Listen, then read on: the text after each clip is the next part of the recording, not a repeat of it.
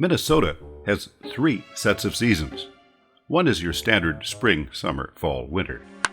The second involves baseball and football, the Twins, the Vikings, and to some, the University of Minnesota Golden Gophers, symbolized by a bulked-up cartoon rodent in a jersey.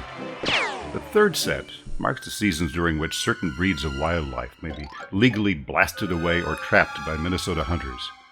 It begins in the winter with beaver. Geese and crows become fair game in March, followed by bear and elk. In August, there's a lottery for the privilege of hunting down prairie chickens. Rabbits and squirrels have their day of doom in September. And at the end of September, hunters celebrate the Super Bowl of hunting, the duck season opener.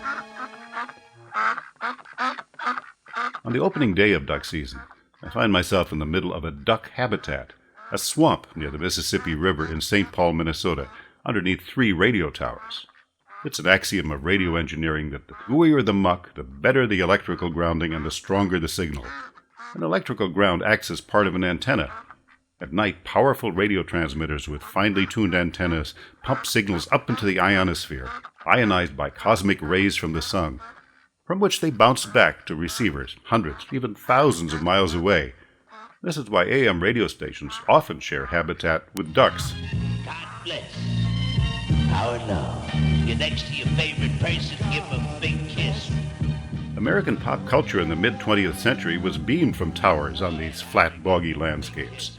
Rock and roll, baseball, football, the rants of politicians, preachers, and quacks. And you men, you're holding back, many of you right now listening to me, on these morning and evening broadcasts. John Romulus Brinkley made a fortune during the U.S. Depression promoting his goat gland prostate surgery on his own Kansas City radio station. He charged $750 to implant goat testicles in men who thought they were sexually challenged or had prostate problems. And you know that unless some relief comes to you, that you're going to be in the undertaker's parlor on the old cold slab being embalmed for a funeral. Several died. Brinkley became so famous that Hollywood adopted the term goat gland as slang for attaching sound to silent films. The U.S. government refused to renew his radio license, but that didn't stop him. The U.S. at the time was battling Mexico over rights to radio channels along the border. Thumbing its nose, Mexico was only too happy to grant Brinkley a permit to broadcast from across the border from Del Rio, Texas, in Villa Acuña, Coahuila. He built 300-foot towers, eventually increasing the power of his station to 1,000,000 watts. People nearby said they could hear Brinkley in their bed springs. Well, why do you hold back? Why do you delay longer and take chances when I'm offering you these low rates, this easy work, this lifetime guarantee of service plan? XER, later XERA, was the original border blaster, flogging Brinkley's quack surgery to all of North America.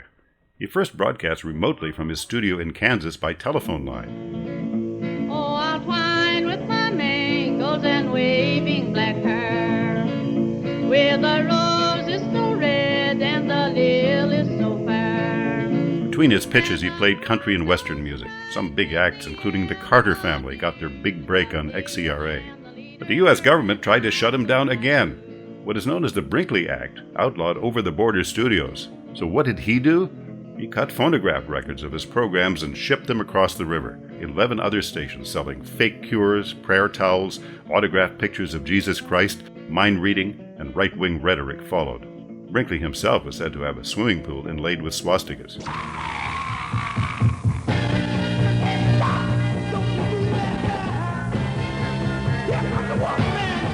But the most famous of the border blasters was XERF, beaming 250,000 watts from Ciudad Acuña, Mexico, from which disc jockey Wolfman Jack howled at all 50 states, Canada, and Latin America. Threatened by corrupt officials and bandits, Wolfman commuted across the border from his home in Del Rio, Texas, with his own security detail. After 2 gun battles, Jack, whose real name was Bob Smith, resettled at another border blaster, XERB in Tijuana, which co-starred in George Lucas's American Graffiti.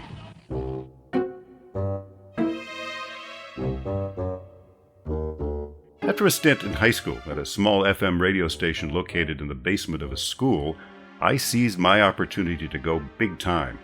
At that time, FM, with its superior sound quality, was mostly for hi-fi enthusiasts. AM was where stars were born. As a teenager, I debuted as the Sunday morning announcer at an AM radio station. Its studios were located in a boggy moor shared with ducks that air personalities nicknamed Camp Swampy. I was hired to replace a man who was so boring that he became known as the talking test pattern, an allusion to a static chart set up in front of early television cameras to align them before the broadcast day. The station was run by a former Golden Gopher football star we called Cleats on the air. At staff meetings, he screamed, "God damn it, don't call me Cleats." His face glowed like a vacuum tube as he waved his plastic-tipped cigar, indented by his tooth marks. Every Sunday morning at 5 a.m., I arrived at a brick building under 3 steel radio towers in this swamp of rural Minnesota, often during a heavy fog. The interior was dominated by one large room. Along one side was a long metal cabinet festooned with a mad scientist's array of dials and meters. A huge vacuum tube glowed behind a glass window like a mystic eternal flame. There were turntables and clattering tape machines. A window opened up into a studio dominated by an auspicious solo microphone labeled RCA. Nailed to the window frame was a rubber dildo, a staff mascot named Dr. Pecker. A well-known technique when you are alone in a broadcast booth is to affix your attention to some object, pretend it is a person, and talk to it. Sometimes the good doctor was that object. I entered a room filled with pimply young men and spent-looking young women, groupies who hung out with the all-night disc jockey. One of the regulars, who called himself Charlie Gringo, had outfitted a panel truck as a love nest. An out-of-towner, his weekly visit was pre-announced by a call from a phone booth on the road with the pronouncement, "Charlie Gringo is back in town." Alas, Charlie was banned from Camp Swampy after he pulled out a pistol and blasted a hole in the ceiling during a news broadcast. The shot heard round the town. The overnight crowd cleared out by the time I sat down for my solemn Sunday morning with my pile of preacher tapes, recorded shows like the old-fashioned revival hour. Some were sponsored and begged for money, or as with the Mexican border blasters, sold Bibles and prayer cloths. I made my announcements, my engineer set an alarm clock, and we both dozed off during the sermons. At 9 a.m., fueled by donuts and a bitter brew unique to broadcasting called control room coffee, made in giant vats by engineers and reheated over several shifts to a tar sand consistency, I woke up for my own show. It was a music format, disparagingly referred to in the radio business as chicken rock, a mixture of bland pop music and safe rock and roll, like non-rock Beatles songs and Frank Sinatra, straining to sing something new but embarrassingly wrong for his crooner voice.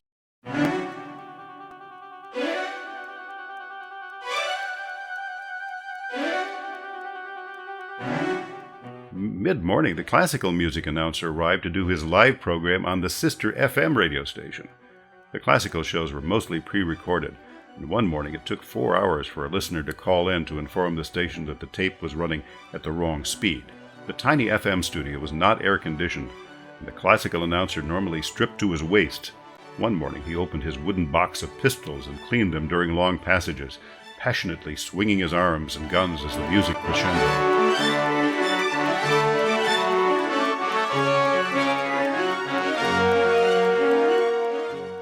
I prayed that the 1812 Overture was not on his playlist.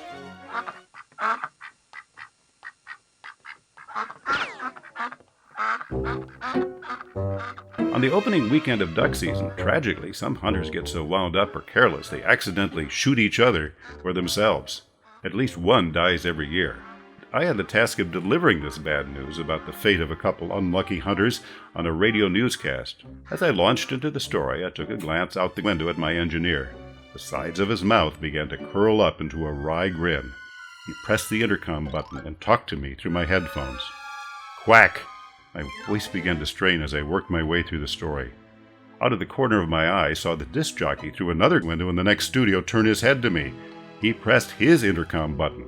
Quack! Holding back a very inappropriate laugh, my voice began to crack as I read the names of the dead. Then in unison came the sound of a flock from all over the building. Quack! Quack! Quack! Quack! I stopped, turned off my microphone, choked, and turned it on again. But I couldn't go on. I cut short the newscast and signed off. The studio hotline lit up. It was Cleats. "What are you doing with my goddamn radio station?" he screamed. I managed to keep my job, but quit a short time later.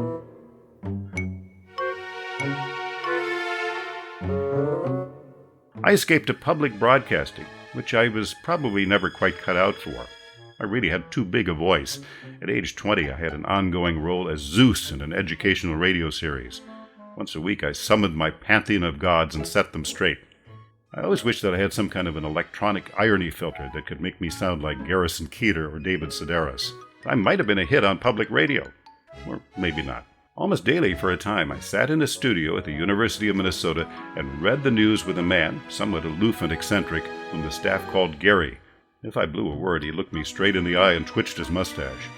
That once got me choked up to the point where I almost didn't finish the broadcast. I was an easy mark. Gary, who winced when people addressed him by that name, found fame and fortune in Lake Wobegon, Minnesota. I slipped off into television, and in my early 20s to California. "Watch out for Charles Manson," warned an elderly aunt.